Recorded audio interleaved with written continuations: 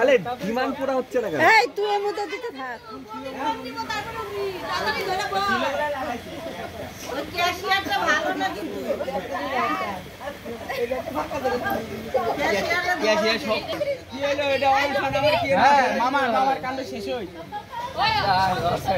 মোটামুটি বাড়ছে কিছুটা বাড়ছে।